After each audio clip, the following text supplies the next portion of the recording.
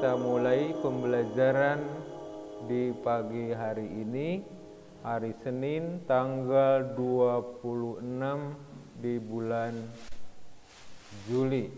Ya. Sebelumnya mari kita berdoa dulu bersama.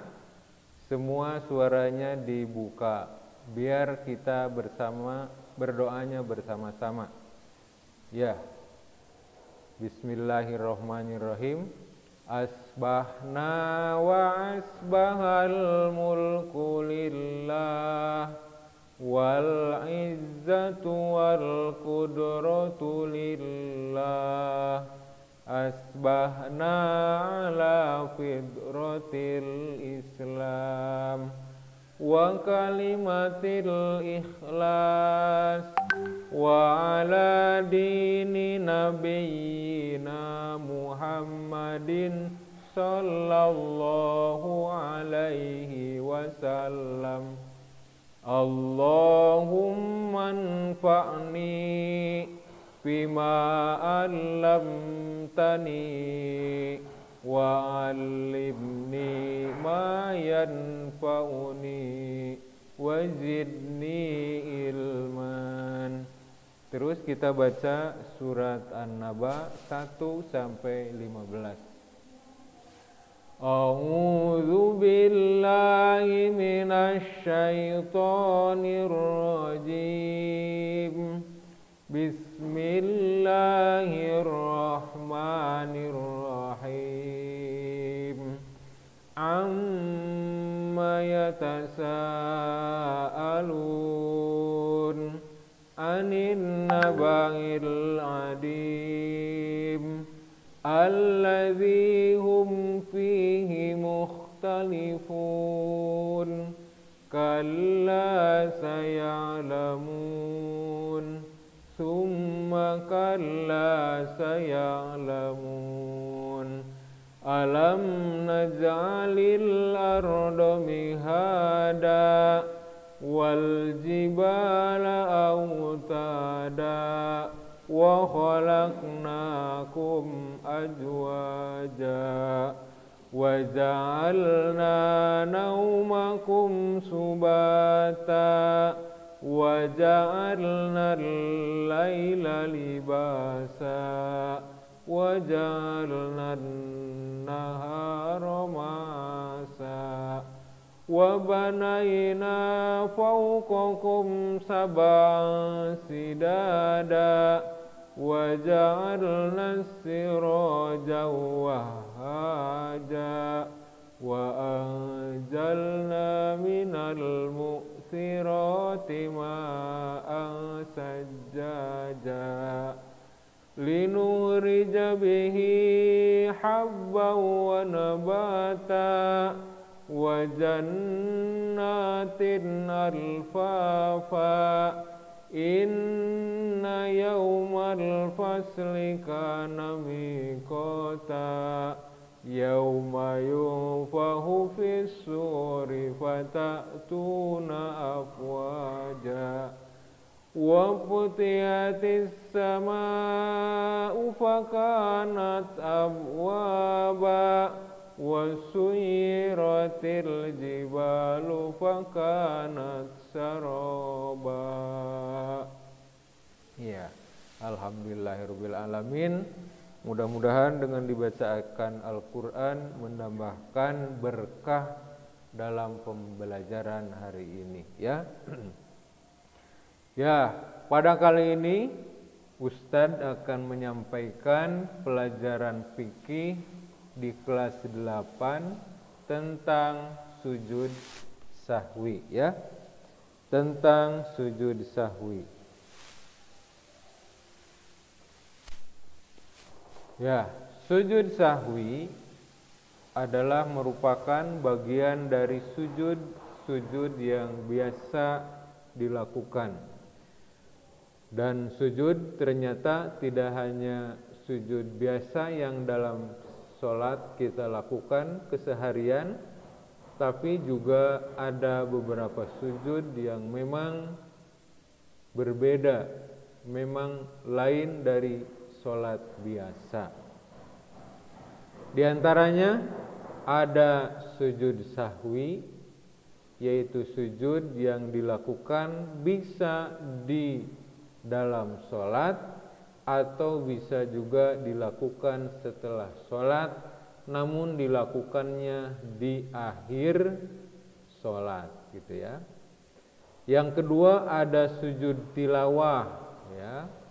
Ada sujud tilawah, sujud yang manakala dilakukan ketika membaca ayat-ayat sajdah yang ada di dalam Al-Qur'an, gitu ya. Semuanya ayat sajdah itu ada 15 dalam satu Al-Qur'an itu, dan yang paling akhir yang ada di surat Al-Alaq ayat ke-9, atau kalau ayat terakhir ya, wasjud waqtarib. Nah, setelah itu dianjurkan sujud tilawah.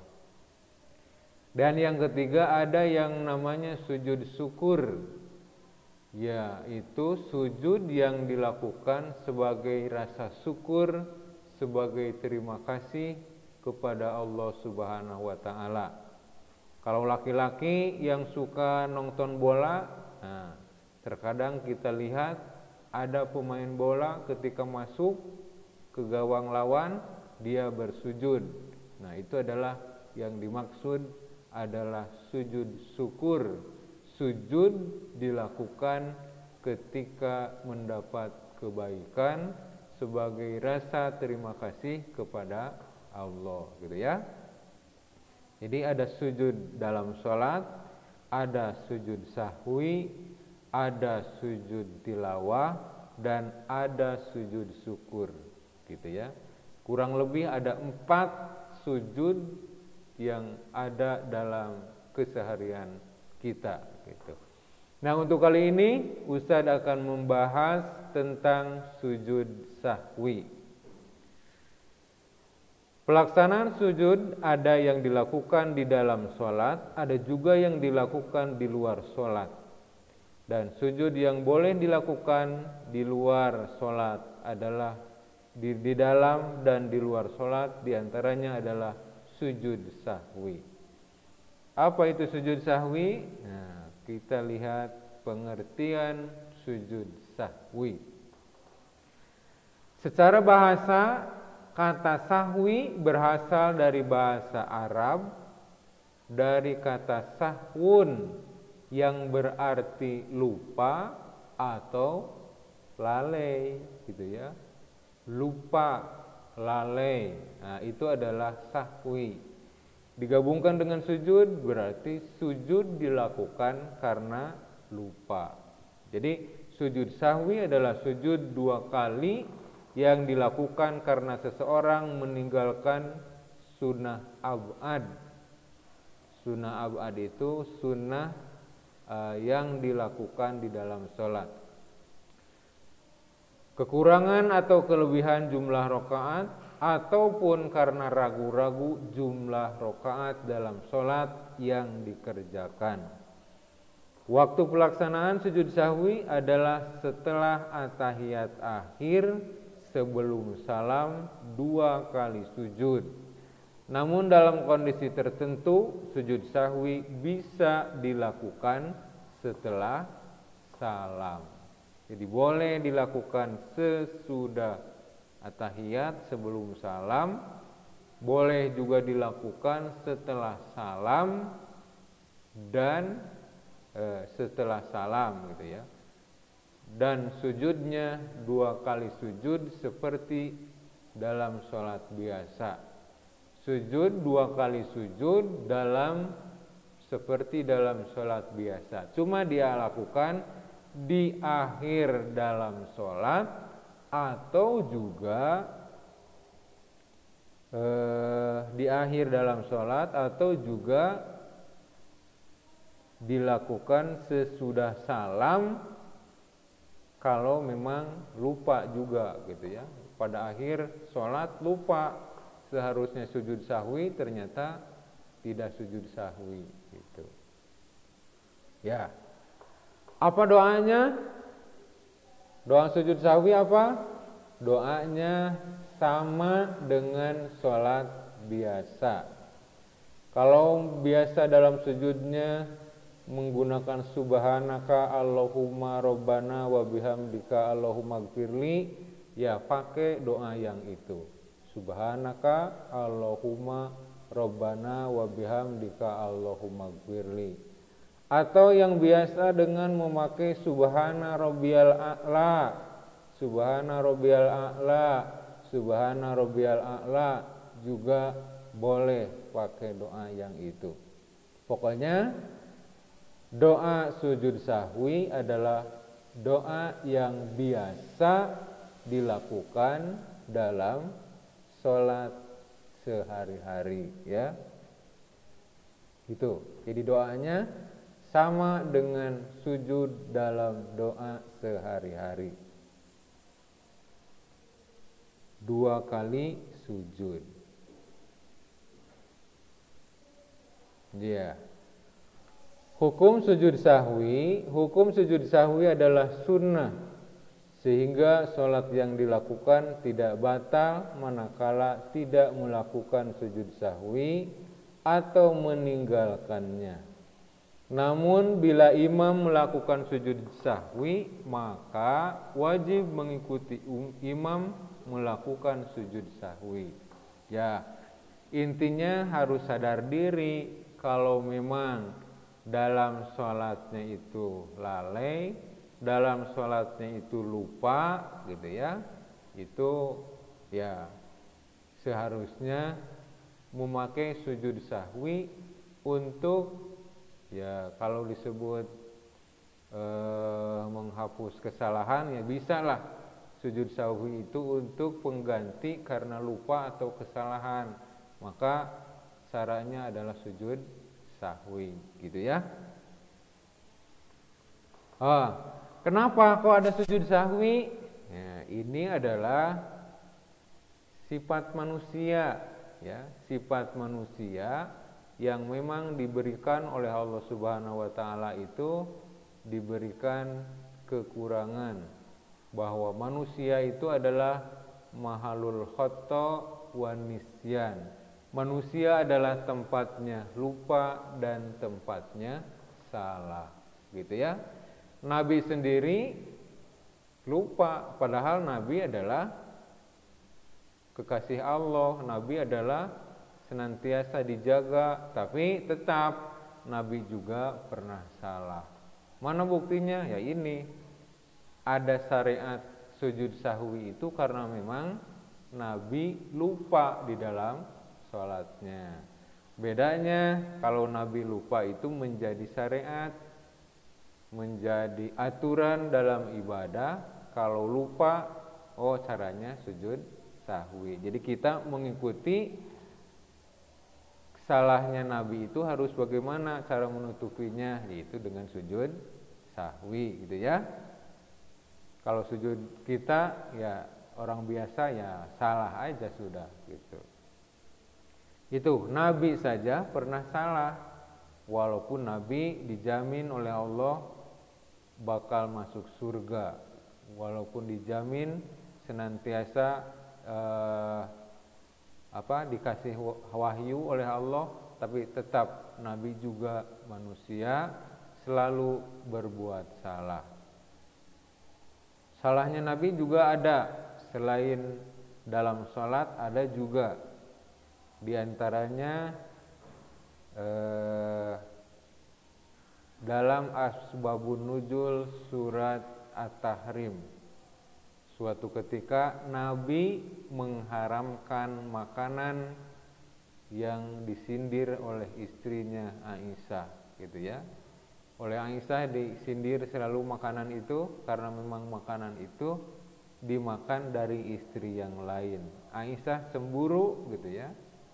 Akhirnya Nabi bersumpah, mulai hari ini makanan itu haram bagiku, gitu ya. Akhirnya oleh Allah ditegur, diturunkanlah surat At-Tahrim. Wahai Nabi, kenapa engkau telah mengharamkan apa yang telah aku halalkan, gitu ya. karena untuk mencari keridhaan salah satu istri kamu. Loh, ditegur. Jadi jangan coba-coba mengharamkan yang memang keadaannya halal. Buktinya Nabi juga mengharamkan satu makanan, ternyata oleh Allah ditegur dengan turun surat At-Tahrim. Gitu. Kenapa wahai Nabi engkau berani-berani mengharamkan apa yang telah Allah halalkan? Ya gitu. Ya gitu. Jadi adanya sujud sahwi itu memang manusiawi. Manusia suka berbuat salah, manusia senantiasa suka lupa. Gitu. Di antaranya suka lupa di dalam sholat. Maka caranya melakukan sujud sahwi.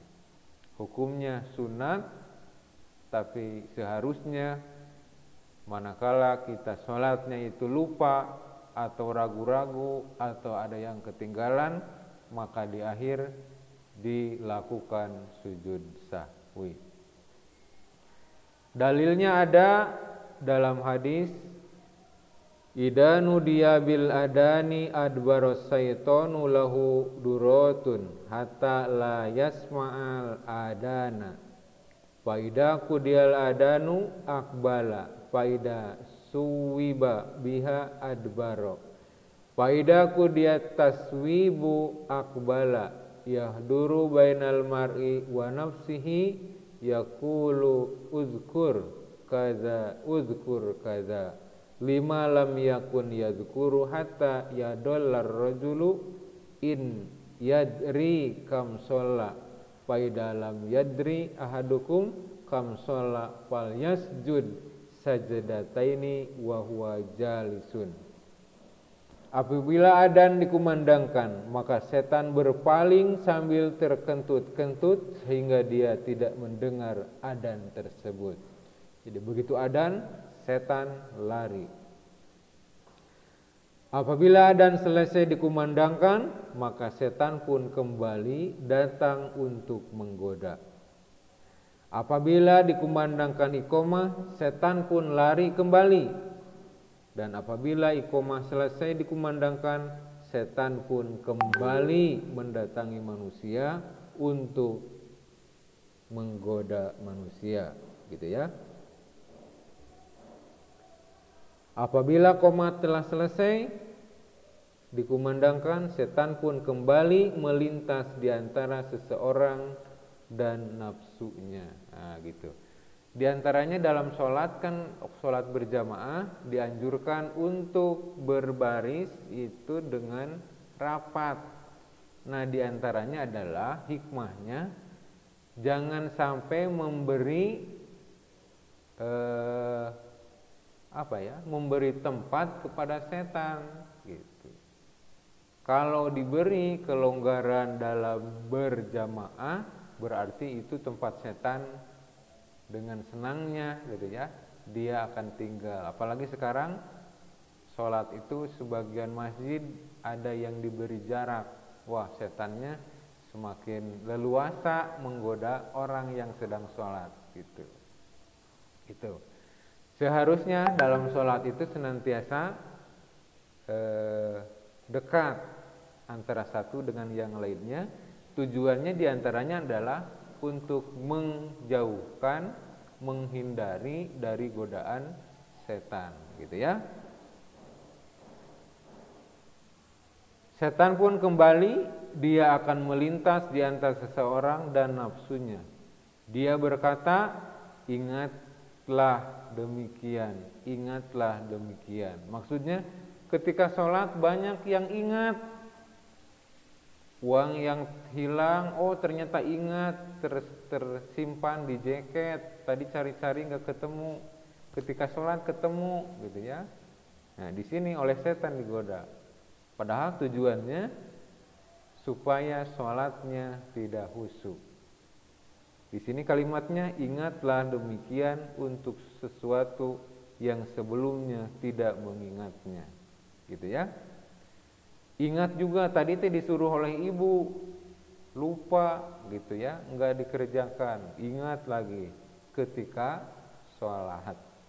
Makanya ada yang mengusulkan kalau lupa sesuatu katanya silahkan sholat, pasti ketika sholat ingat. Padahal itu ingatnya itu adalah godaan dari setan, ingat itu ya.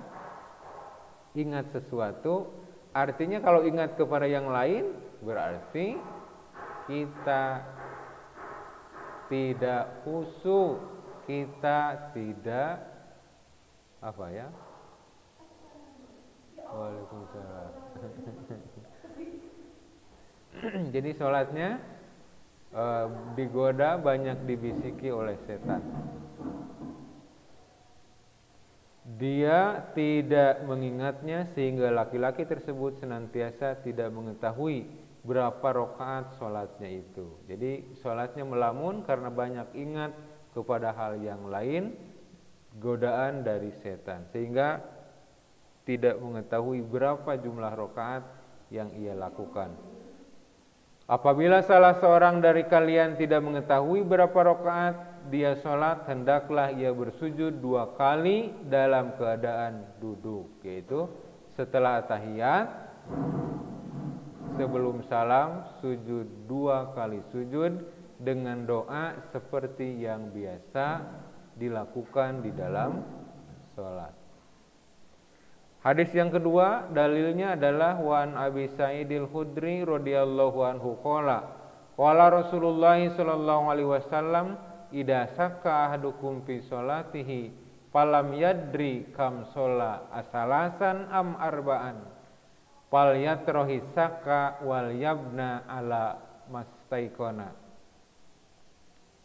lahu istaikona sumayas jud sajadataini qabla ayyusallima fa in kana shola khamsan safa'na sholatuhu wa in kana shola tamaman kanata targiman lisyaitoni rawahu Muslim. Dari Abi Sa'id Al-Khudri radhiyallahu anhu bahwa Rasulullah sallallahu alaihi wasallam bersabda, apabila seseorang di antara kamu ragu dalam sholat, ia tidak mengetahui apakah telah sholat 3 atau 4 rakaat, maka hendaklah ia meninggalkan keraguan itu dan menetapkan apa yang ia yakini, kemudian sujud 2 kali sujud sebelum salam. Maka bila sholatnya 5 rakaat, genaplah sholatnya. Bila ternyata sholatnya telah cukup, maka kedua sujud itu sebagai penghinaan kepada setan. Tuh ya. Jadi kalau memang 5 rakaat dalam sholat duhur, nah itu adalah sebagai penyempurna dari sholatnya itu. Tapi manakala sholatnya pas benar-benar 4 rakaat, nah berarti itu adalah sebagai penghinaan kepada setan, bahwa keraguannya itu ternyata tidak pas gitu. Jadi dalam hadis ini kalau ragu sholat apakah sudah 4 rakaat atau baru 3 rakaat, pilih yang yakin oleh kita, mana yang lebih yakin, 3 atau 4. Nah, pilih yang lebih yakin. Kalau yakin, nah, pilih yang dia yakini. Waalaikumsalam. Yuk, mangga. Kalau yang yakin maka laksanakanlah yang ia yakini. Tapi di akhirnya sebelum salam itu melakukan sujud sahwi 2 kali sujud seperti halnya sholat dengan doa seperti biasa dalam sholat, cuma tidak memakai doa duduk di antara 2 sujud ya. Sujudnya 2 kali tapi tidak membaca doa duduk di antara 2 sujud. Lanjut, hadis yang ketiga. An Abdullah ibni Buhaina radhiyallahu ta'ala anhu anna nabiyya sallallahu alaihi wasallam shalla bihimud duhra faqama fi rak'atainil ulayaini walam yajlis faqaman nasu mahu hatta idza qada sholata wantadara ahrajahun nasu taslimahu kabar wa huwa jalisun wa sajada sajadataini qabla ayyusallima summa sallama.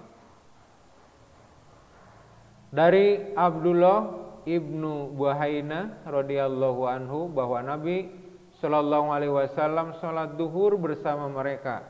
Beliau berdiri pada 2 rakaat pertama dan tidak duduk tasahud. Jadi dalam rakaat kedua Nabi tidak tasahud awal dulu. Orang-orang ikut berdiri bersamanya sehingga beliau akan mengakhiri sholat dan orang-orang ikut menunggu selama beliau takbir dengan duduk. Kemudian beliau sujud 2 kali sujud sebelum salam, lalu beliau salam, gitu ya. Nah, ini Nabi melakukan kesalahan kurang tasahud awal. Jadi Nabi tidak tasahud awal, lupa. Nabi juga lupa tuh. Tapi di akhirnya Nabi melakukan sujud 2 kali sujud sebelum salam. Akhirnya para sahabat pun ikut bersujud bersama Nabi sebagai pengganti duduk tasahud yang terlupakan. Nah itu. Jadi 3 hadis tadi adalah merupakan dalil pelaksanaan sujud sahwi.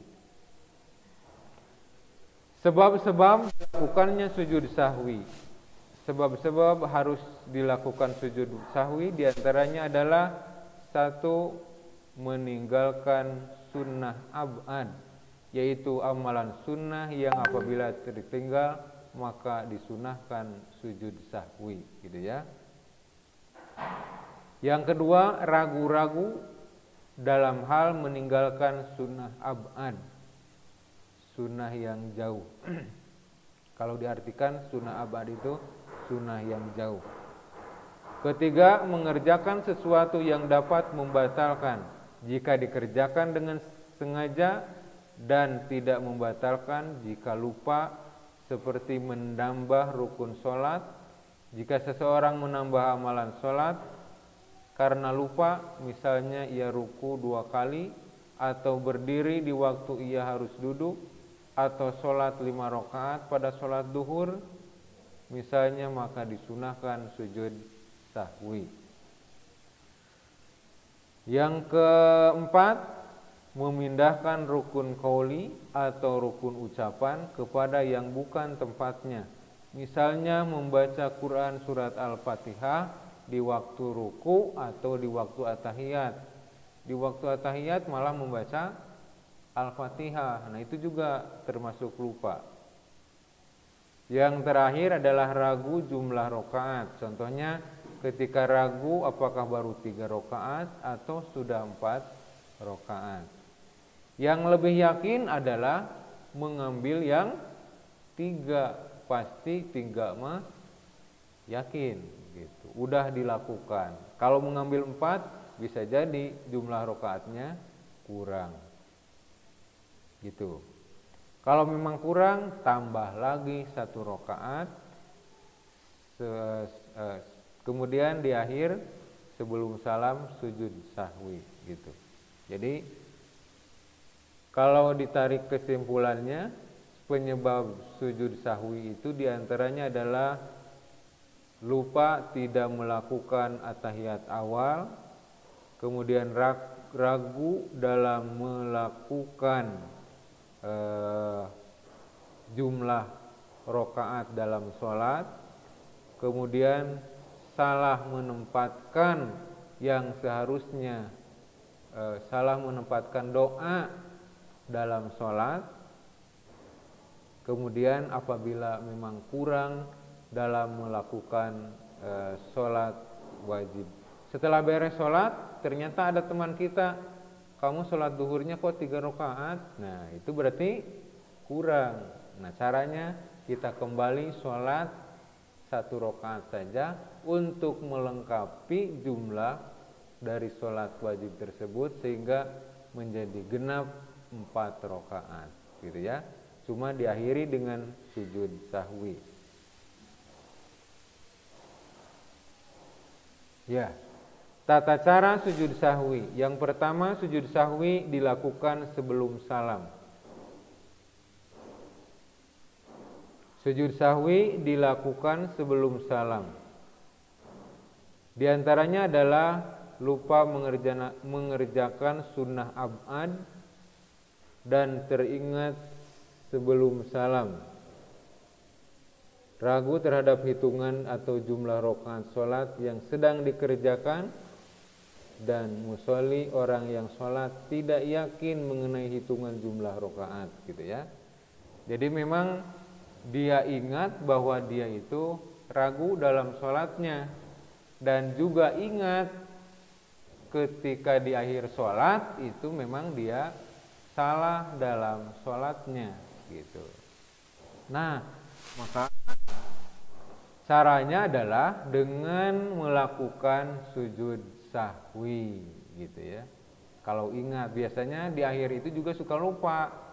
Karena sujud sahwi itu jarang dilakukan, sehingga kadang di akhir juga suka lupa setelah Allahumma inni a'udzubika min adabi jahannam wa min adabil qabri wa min fitnatil mahya wal mamat wa min syarri fitnatil masihid dajjal, langsung salam, padahal seharusnya sujud sahwi. Kalau ingat di waktu itu harus sujud sahwi, lakukan sujud sahwi, ya. Doanya sama seperti dalam sholat. Mau subhanaka Allahumma rabbana wa bihamdika Allahumma gfirli, boleh. Mau subhana rabbiyal a'la, subhana rabbiyal a'la, subhana rabbiyal a'la juga boleh. Cuma bedanya dengan sujud biasa adalah tidak memakai bacaan duduk di antara dua sujud. Yang kedua, sujud sahwi dilakukan setelah salam. Di antaranya adalah apabila terdapat penambahan jumlah rakaat sholat. Maksud ada jumlah penambahan itu seperti tadi, sholat duhur baru 3 rakaat sudah salam. Ada teman yang ngasih tahu, kamu sholatnya kurang, harus ditambah lagi 1 rakaat. Nah berarti kan yang pertama itu sudah salam, gitu. Maka ditambah lagi 1 rakaat. Nah sujud yang dilakukan dalam sujud sahwi itu ya termasuk dilakukan setelah salam, karena sudah beda lagi, gitu ya. Yang pertama dengan yang kedua mah cuma tambahan saja. Terus dilakukan setelah salam itu apabila terdapat penambahan gerakan dalam sholat. Ada penambahan gerakan dalam sholat yang memang tidak dianjurkan di dalam sholat. Ada gerakan lain di dalam sholat. Itu juga dilakukan boleh setelah salam, atau juga boleh dilakukan Jadi ini sifatnya adalah sudah lama setelah sholat dilakukan, ternyata ada yang mengasih tahu, kamu kok sholatnya begini, gitu ya. Ada penambahan atau jumlahnya yang memang lebih banyak. Sholat duhur jadi 4 rakaat, atau sholat asar jadi 5 rakaat, gitu ya. Sholat asar 5 rakaat. Nah, ada teman, ada orang tua misalkan, kok kamu rajin banget, gitu ya. Sholat duhurnya, sholat asarnya sampai 5 rakaat. Nah itu kan sudah keluar dari sholat tuh. Berarti itu mah karena memang lebih jumlah rakaatnya, tinggal sujud sahwi saja, gitu ya. Ini ada cerita ya. Ada orang yang ya dia itu jarang sholat subuh, gitu ya. Tiba-tiba dia sholat subuh. Nah, karena dia datangnya ketinggalan sholat subuhnya gitu. Maka dia dengan semangatnya sholat subuhnya 4 rakaat gitunya. Da tarate tadina oge gitu ya. Dia yang tahu itu adalah sholat duhur dengan sholat asar 4 rakaat. Akhirnya sholat subuh juga 4 rakaat gitu. Nah gitu. Setelah dikasih tahu sholat apa kamu? Sholat subuh. Oh banyak-banyak ting gitu. Nah, karena dia memang tidak tahu, artinya dia sudah menambah jumlah rakaat yang semestinya dia hanya melakukan 2 rakaat, ini malah melakukan 4 rakaat. Maka caranya adalah sujud sahwi gitu ya. Sujud karena lupa, sujud karena memang dia lalai, tidak mengetahui ilmunya. Nah, karena sholatnya sudah dilakukan, maka tinggal melakukan sujud sahwi 2 kali sujud. Dan yang ketiga adalah ragu dan bisa menentukan mana yang lebih meyakinkan. Ini sebenarnya bisa dilakukan sebelum salam atau juga bisa dilakukan setelah salam. Ini untuk meyakinkan itu ya bertanya dulu ke orang lain. Kamu merhatikan sholat aku enggak tadi? Ya, jumlah rakaatnya belum betul enggak? Nah, ke teman atau ke siapa ya yang ada di sana gitu. Benar. Nah, kalau benar berarti pas. Tapi kalau memang salah, untuk meyakinkan itu bertanya dulu ke orang lain. Nah, baru setelah memang ada kesalahan, di sana dianjurkan untuk sujud sahwi. Jadi sujud sahwi itu bisa memang dilakukan di akhir sholat sebelum salam atau juga sesudah salam, manakala memang dia itu lupa tidak sujud sahwi di akhir sholatnya itu gitu ya. Jadi ya ada kemudahan bagi yang lupa, bagi yang salah, bagi yang kurang, bagi yang lebih dalam sholatnya, maka ada jalan keluar dalam menutupi kesalahan tersebut. Ya, banyak hikmah yang dapat kita ambil dari pelaksanaan sujud sahwi. Di antaranya adalah menjauhkan diri dari sifat sombong dan sifat takabur. Sifat sombong, manusia itu tidak ada yang sempurna, gitu ya. Pasti selalu ada kesalahan, pasti ada kekurangannya. Di antaranya yaitu punya penyakit lupa. Nah, penyakit lupa adalah ya selalu melekat pada manusia. Disebutnya juga manusia. Manusia itu dari nasia, gitu ya. Nasia itu lupa. Makanya manusia adalah tempatnya salah dan lupa, gitu. Maka janganlah berbuat sombong, karena memang manusia senantiasa itu selalu terkena penyakit lupa. Tidak yang masih muda, tidak juga yang sudah tua. Yang masih muda suka salah, apalagi yang sudah tua. Takabur juga sama, gitu. Kedua adalah menumbuhkan sikap rendah diri di hadapan Allah Subhanahu wa taala. Nah, yang meyakini bahwa manusia itu ya senantiasa selalu ada dalam kesalahan, dan hanya Allah lah yang maha kuasa. Jadi kita lebih rendah diri di hadapan Allah Subhanahu wa taala. Sebagaimana orang pintar bagaimanapun tetap selalu ada dalam keadaan lupa. Nabi saja sendiri yang senantiasa dijaga oleh Allah, tapi ternyata suka lupa dan suka salah. Nabi itu, apalagi kita yang bukan Nabi. Makanya menumbuhkan sikap rendah diri di hadapan Allah Subhanahu wa taala, bahwa manusia atau kita manusia adalah makhluk Allah, tidak bisa melebihi terhadap penciptanya. Yang ketiga, menumbuhkan kesadaran akan kelemahan kita sebagai hamba. Jadi kesalahan dan sifat selalu berbuat terkena lupa itu adalah sebuah kelemahan sebagai hamba, sekaligus sebagai kesadaran akan keagungan Allah yang Maha Kuasa gitu.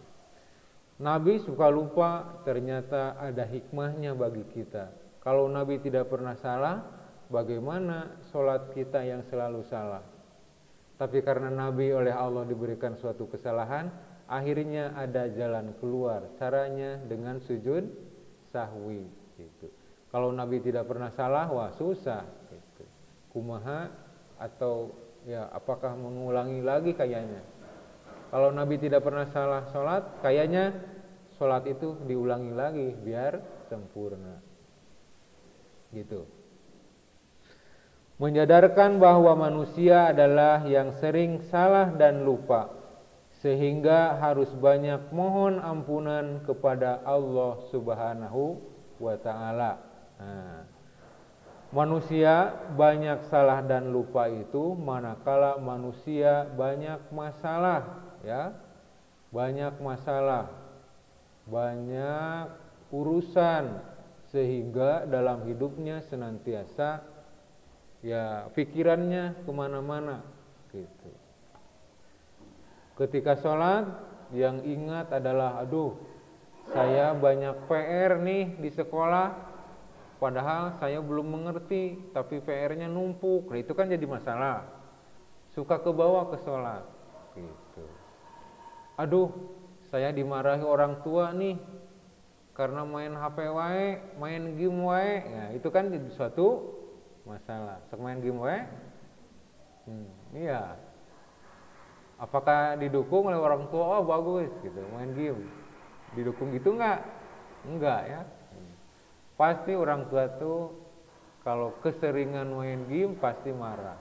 Kita jadi pikiran, wah orang tua marah-marah aja kerjaannya, padahal cuma main game gitu. Nah, itu ada masalah di pikiran kita. Sehingga ketika sholat gitu ya, ketika sholat maka mengganggu pikiran kita. Jumlah rakaat yang seharusnya 4 kadang kurang jadi 3. Yang seharusnya jumlah rakaatnya 3 malah jadi 4 di sholat maghrib gitu ya. Nah, sehingga harus banyak memohon ampunan kepada Allah. Tiada lain caranya adalah memohon ampun kepada Allah. Karena manusia tiada lagi tempat berlindung hanya kepada Allah Subhanahu wa Ta'ala. Allahus Somad gitu ya. Allah adalah tempat bergantungnya manusia. Salat adalah memang tempatnya kita mengadu kepada Allah Subhanahu wa Ta'ala. Tapi manakala salatnya juga kacau, nah, tiada lain caranya adalah memohon ampun. Ya Allah, saya merasa memang belum baik keadaan saya ini, sehingga banyak masalah, sehingga banyak pikiran yang mengganggu, sehingga sholat saya tidak khusyuk. Ampunilah aku, mudah-mudahan Engkau senantiasa mengampuni terhadap kesalahanku, mudah-mudahan Engkau mengampuni segala dosaku sekalian, gitu ya. Ya gitu. Jadi hikmahnya menjauhkan diri dari sifat sombong dan takabur, menumbuhkan sikap rendah diri di hadapan Allah, bukan merendah di hadapan manusia, tapi ini di hadapan Allah, menumbuhkan kesadaran akan kelemahan kita selaku hamba, sekaligus sadar akan keagungan Allah, menyadarkan manusia sering salah dan lupa, sehingga harus banyak memohon ampun kepada Allah. Ya. Sampai sana, mungkin ada yang mau bertanya terlebih dahulu, kurang paham? Sok, silahkan yang kurang paham boleh bertanya. Nopaldi mau bertanya? Nopaldi sehat? Nggak mau bertanya? Siapa coba yang mau bertanya mungkin kurang paham? Gitu. Sok, jangan malu-malu kalau yang mau bertanya silakan bertanya. Belum waktunya habis.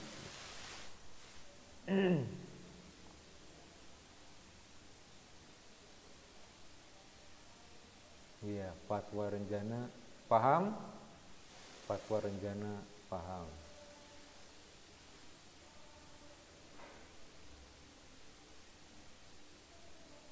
Ya, pokoknya intinya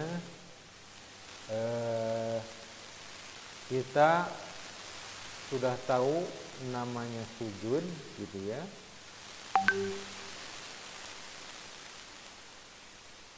Ya, ada yang bertanya?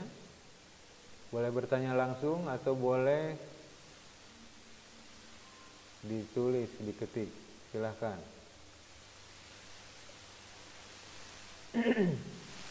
Ya, pokoknya intinya kita sudah mengetahui yang namanya sujud itu dilakukan di dalam, namun sujud yang lain yang dilakukan oleh Nabi Muhammad SAW. Di antaranya ada sujud tilawah yang dilakukan. Sujud tilawah itu apabila kita membaca ayat sajadah. Nanti kedepannya kita akan bahas apa yang dimaksud. Ya.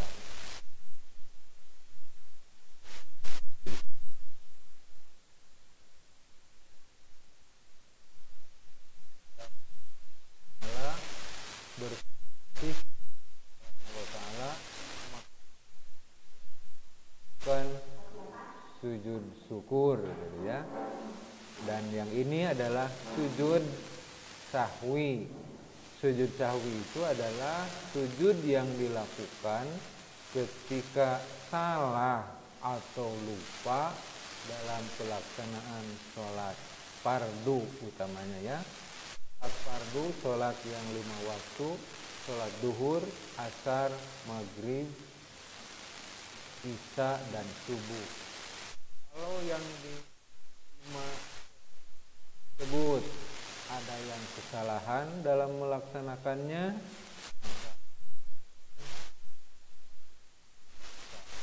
gitu ya. Ini itu ragu, ketinggalan,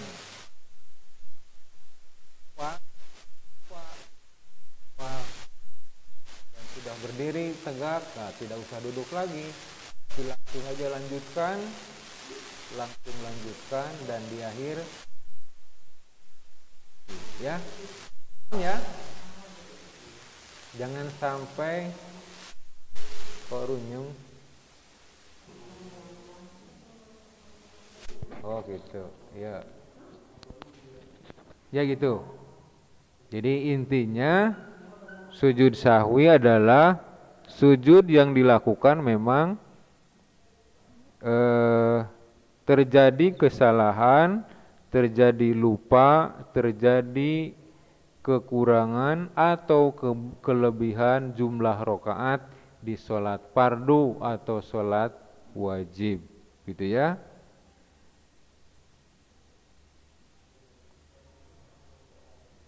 Sholat fardu atau sholat wajib apabila memang ada kesalahan, apabila memang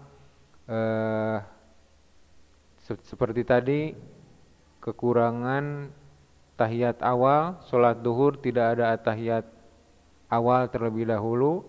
Kalau memang sudah berdiri tegak, tidak usah duduk lagi, tapi ya langsung lanjutkan sholatnya dan diakhiri nanti dengan sujud sahwi. Begitu.